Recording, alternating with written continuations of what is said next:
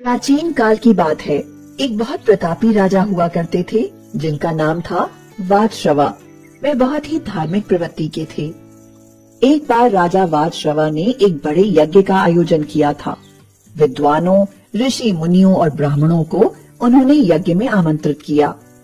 ब्राह्मणों को आशा थी कि यज्ञ की समाप्ति पर वातश्रवा की ओर से उन्हें अच्छी दक्षिणा मिलेगी। लेकिन जब यज्ञ समाप्त हुआ और वातश्रवा ने दक्षिणा देनी शुरू की तो सभी आश्चर्यचकित रह गए।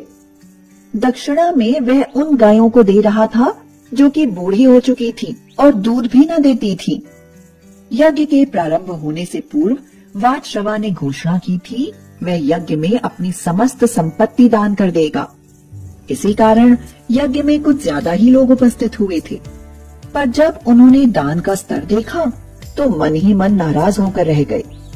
क्रोध तो उन्हें बहुत आया, पर उनमें से कोई कुछ न कह सका। वातश्रवा के पुत्र नचिकेता से यह न देखा गया। संपत्ति के प्रति अपने पिता का यह मोह उसे बर्दाश्त न हुआ।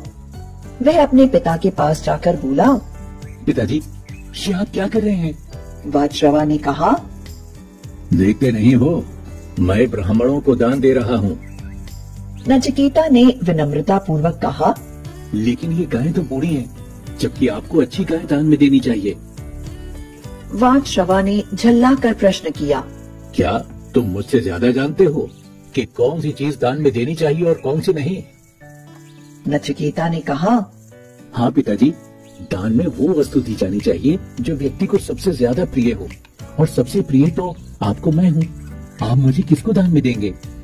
नचिकेता की इस बात का वातश्रवा ने कोई उत्तर न दिया, पर नचिकेता ने हठ पकड़ ली। वह बार बार यही प्रश्न करता रहा कि पिताजी, आप मुझे किसको दान में देंगे? काफी देर तक वातश्रवा देखता रहा, पर जब नचिकेता न माना तो वह झल्ला कर बोला, जा, मैंने तुझे यमराज को दान में दिया। लेकिन अगले ही पल वातश्रवा ठिठका, ये मैंने क्या कह दिया? अपने इकलौते पुत्र को यमराज को दान में दिया? नचिकेता भी ठहरा दृढ़ निश्चयी। वह कहाँ पीछे रहने वाला था। पिता की बात सुनकर बोल पड़ा, मैं आपकी आज्ञा का पालन करूंगा पिताजी, आप बिल्कुल चिंतित न हो। वातश्रवा ने बहुतेरा समझाया, पर नचिकेता न माना। उसने सभी परिजनों से अंतिम भेंट की और यमराज से मिलने के लिए चल पड़ा। जिसने भी यह सुना आश्चर्यचकित हुए बिना न रह सका। सभी उसके साहस की प्रशंसा करने लगे। लगातार 3 पहर तक चलने के बाद वह यमपुरी के द्वार पर जा पहुंचा। वहां पर 2 यमदूत पहरा दे रहे थे। उन्होंने जब उस बालक को देखा तो आश्चर्यचकित रह गए। कौन है ये बालक जो मौत के मुंह में चला आया? दोनों सोचने लगे। उसमें से एक यमदूत ने गरजती आवाज में उससे पूछा, हे बालक, तू कौन है और यहाँ क्या करने आया है? मेरा नाम नचिकेता है और मैं अपने पिता की आज्ञा से यमराज जी के पास आया हूँ। उस बालक ने धीरता के साथ उत्तर दिया, लेकिन क्यों मिलना चाहता है तू यमराज से? क्योंकि मेरे पिताश्री ने मेरा दान कर दिया है। नचिकेता की बात सुनकर दोनों यमदूत हैरान रह गए। ये कैसा अजीब बालक है, इसे मृत्यु तक का भय नहीं, यमराज से मिलने चला आया। उन्होंने उसे डराना चाहा, पर नचिकेता अपने निर्णय के आगे सुई की नोक भर भी न डिगा। वह बराबर यमराज से मिलने की इच्छा प्रकट करता रहा। वो इस समय यमपुरी में नहीं है, 3 दिन बाद लौटेंगे, तभी तुम आना। कोई बात नहीं, मैं 3 दिन तक प्रतीक्षा कर लूंगा। और वह वहीं द्वार के पास बैठ गया। यमपुरी के द्वार पर बैठा नचिकेता बीती बातें सोच रहा था। उसे इस बात का संतोष था कि वह पिता की आज्ञा का पालन कर रहा था। तीसरे दिन जब यमराज आए तो वे नचिकेता को देखकर चौंके। जब उन्हें उसके बारे में मालूम हुआ तो वे भी आश्चर्यचकित रह गए। अंत में यमराज नचिकेता से मिले। यमराज को देखते ही नचिकेता ने उन्हें प्रणाम किया।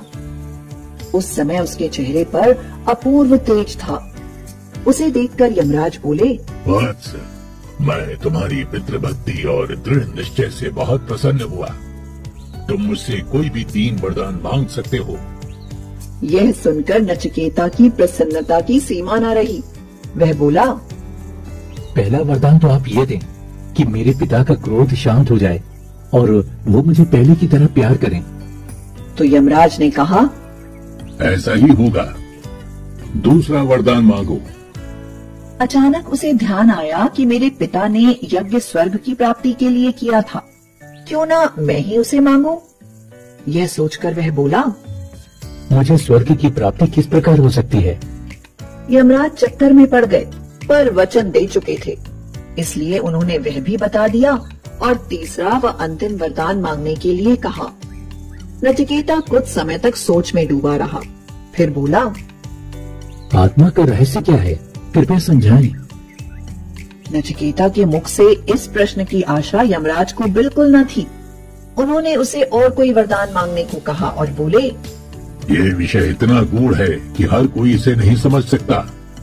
पर नचिकेता अपनी बात पर अड़ा रहा और निर्णायक स्वर में बोला, अगर आपको कुछ देना ही है तो मेरे इस प्रश्न का उत्तर दें, अन्यथा रहने दें, क्योंकि मुझे अन्य कोई भी वस्तु नहीं चाहिए। वे उसे आशीर्वाद देते हुए बोले, वत्स, ये ऐसा रहस्य है जो मैं भी नहीं जानता, पर यदि तुम ज्ञान प्राप्त करो और विद्या अध्ययन करो तो तुम्हें सिर्फ इसी प्रश्न का ही नहीं बल्कि संसार के सभी प्रश्नों का उत्तर प्राप्त हो सकता है, क्योंकि विद्या वो खजाना है जिसकी बराबरी संसार की कोई दूसरी वस्तु नहीं कर सकती। उसके बाद यमराज ने नचिकेता को आशीर्वाद देकर उसे उसके पिता के पास वापस भेज दिया। वहाँ से लौटने के बाद नचिकेता अध्ययन में लग गया, क्योंकि जीवन